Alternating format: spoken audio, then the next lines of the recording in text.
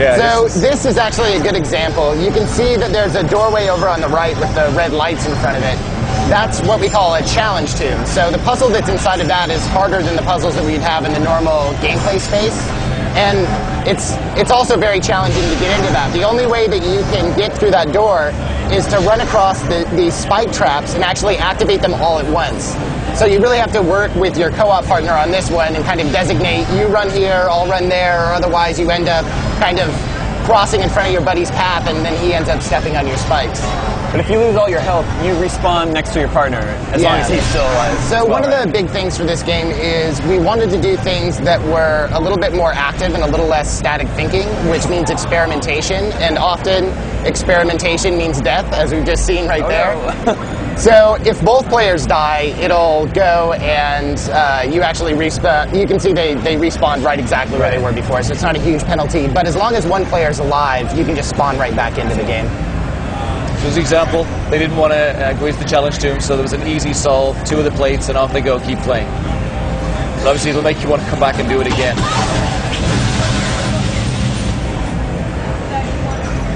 Looks like they have a pretty wide arsenal of weapons. Yeah, we have, one of the big focuses for this game is to constantly be rewarding players in meaningful ways for the achievements that they're doing, right? It's not just a checkbox. You get something for everything that you do in the game. And one of the things that we give away for a lot of the challenges are these weapons. So there's over 20 unique weapons in our game. And the weapons power up differently depending on which artifacts and relics that you collect. There's a bit of a very light RPG feel to it, where before you start a boss fight, for example, you can go in and re-equip yourself. You can choose some of the artifacts and relics that you've collected to help some of your power defense, and then obviously it makes your weapon stronger as well.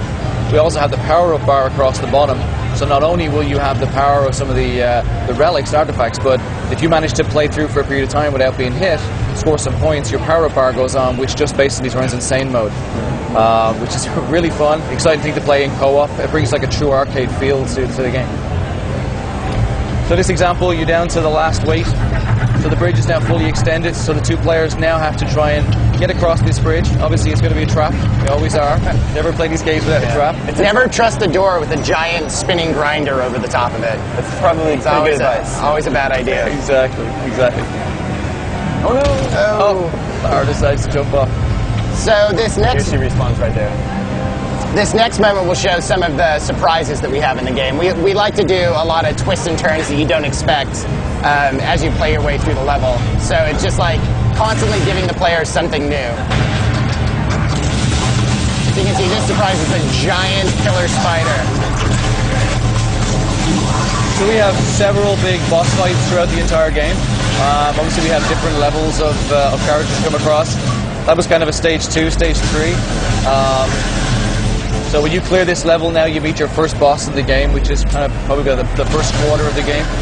We have several big moments. We have adrenaline moments built into the entire game as well, which you played before. We have this dynamic bridge, which brings some fun and excitement. And it looks like the guys decided they want to run the wrong way. What would you say the mix between action and puzzle solving is? Well, one of the goals on the game was to really try to hit a really even mix between exploration, platforming, and puzzles and combat. So, like, hitting those all across the board, you're constantly doing something new every time you're playing. We didn't want it to be combat heavy, we didn't want it to be a puzzle game, we really wanted it to be that true action adventure, even split across all those things. And each level has different balances, so an example here is that this is a very vertical level, so there's not as much exploration, so it's kind of combat heavier, there's some puzzles, whereas when you go into the second chapter in the game, it's more exploration focused, exploration and combat. So we've balanced them differently. We've also got sort of 3 different types of levels. We have your sprawler space, which is our exploration. We have your vertical space here. And we also have your linear space, which we showed you recently with the Chompy. Kind of brings a little bit more of the fast-paced adventure into the gameplay. They're quick, bite-sized chunks, but they're fun. And they got loads of replayability on them. And they just made it into a challenge tomb here, right? They did just make it into a challenge tomb. So in this example, you've just been taught how these plates work with the spikes coming up. So again, you got to work together to be able to unlock this artifact. So now you've got this artifact, it goes into your arsenal, you can now go in, you can start to re-equip, depending on what boss you're coming up against next.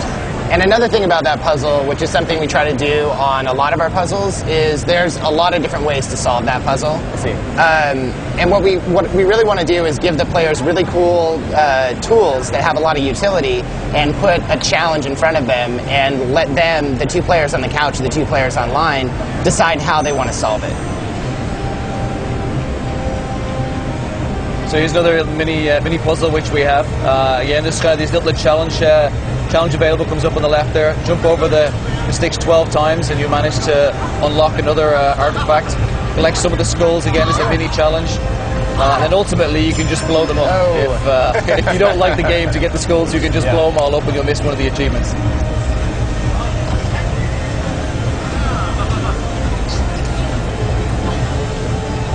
So we give the player loads of objectives inside the level. It really isn't just a jump in and start. There's on average between sort of 6 to 8 different things to do inside the level, so it kind of keeps people really entertained, and they got a real classic arcade feel to it.